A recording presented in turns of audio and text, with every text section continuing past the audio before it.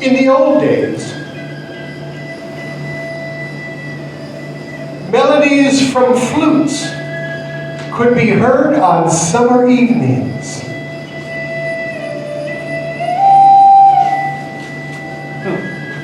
They were love songs carried on breezes into the teepee circles from surrounding pine-covered ridges and grassy hills,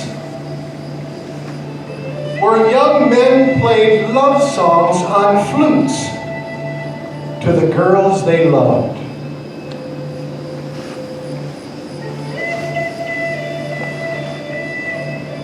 Each girl at home, under the watchful eye of her parents, knew the tunes of the boy who loved her.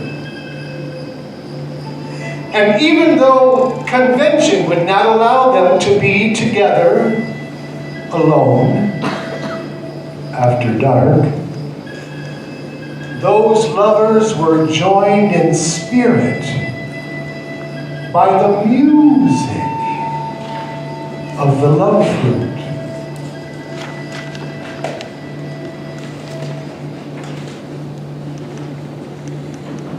This is the story of a shy young man who was given the very first love flute long ago by the birds and the animals. This young man was so shy. Well, go ahead, ask me how shy he was. How shy was he? He was so shy that he would sooner face his enemy warriors in battle than to speak to the girl he loved. Everyone knew he was brave. He led them into the dangerous buffalo hunt. Yet he could not find the courage to tell a beautiful girl he loved her. He was not happy with himself. Other boys liked the girl. They would wait outside her teepee all day in hopes that they might wrap her in their blankets and whisper to her.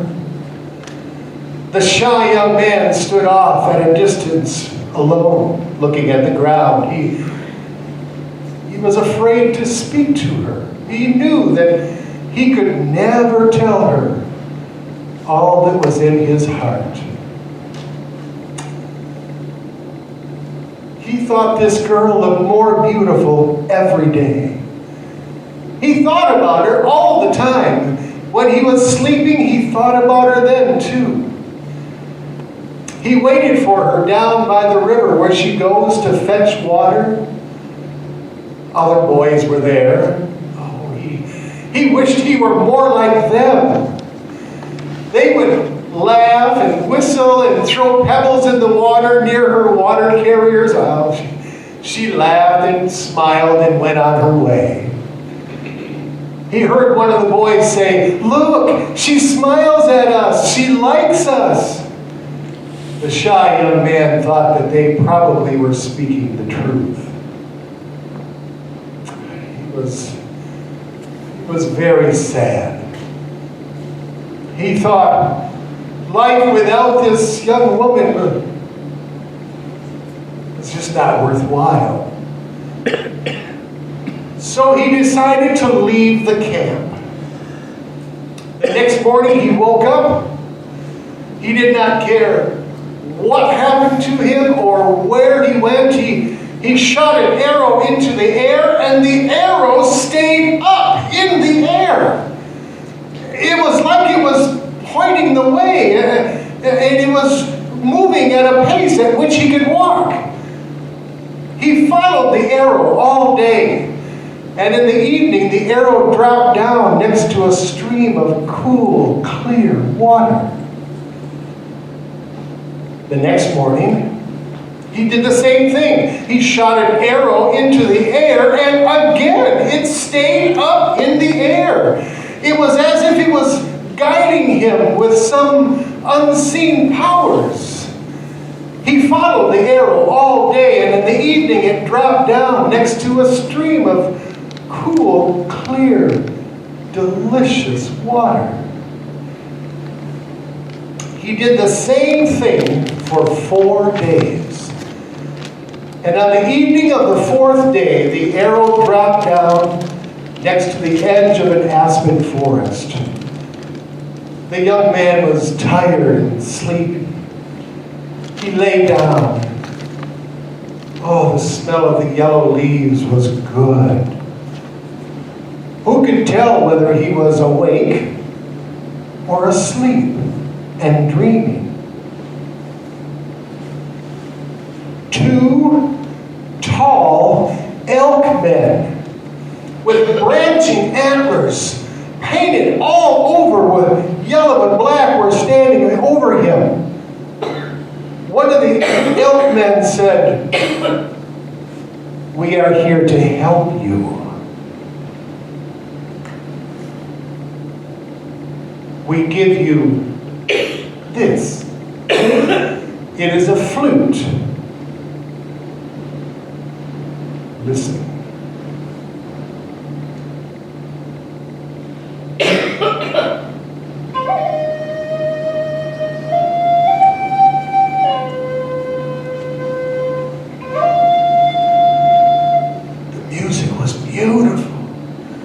All of the leaves on the aspen trees trembled with joy. The elk man said, "This flute is made of cedar wood, because cedars love to grow wherever the winds love to blow. Woodpecker lives there. He has made these 5 finger holes, see? And he has shaped his head on the end of the flute." The other elk man said, "All the birds and all the animals have gotten together to help you. They have put their voices inside this flute so that their harmonies will become your melodies. With the music of this flute, you will be able to speak directly to the heart of the woman you love. You will have long lives together, and you will have many children and grandchildren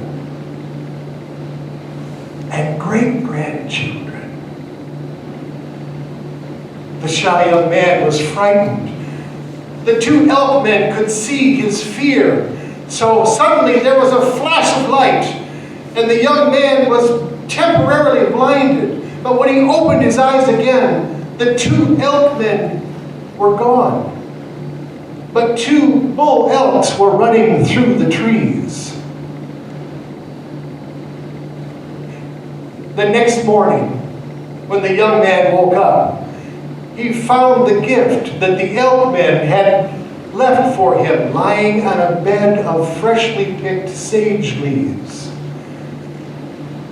Everything around him seemed new and wonderful as he began his journey back to the camp, as he began his journey back home, his home. On the way, he blew into the flute, and the sandhill cranes joined in his happy song. He walked for 4 days, and all the while listening closely to the birds and the animals, listening closely to their voices and their tunes. He tried to imitate what they sounded like, so that his music became their music, so that their voices became his melodies. On the evening of the 4th day, he came close to the camp, and he began to play the love flute. And the spirit of the breeze carried his music into the teepee circles of the woman he loved. stop what she was doing. She listened. And she understood. All the rest of the women in the camp thrilled to hear the music, but only the woman that he loved knew that this music was being played for her. Only for her. So she walked out of the teepee circle. And she loved the shy young man, who now was able to tell her with the music of the flute more beautifully than words could ever say. I love you. I love you. I love you.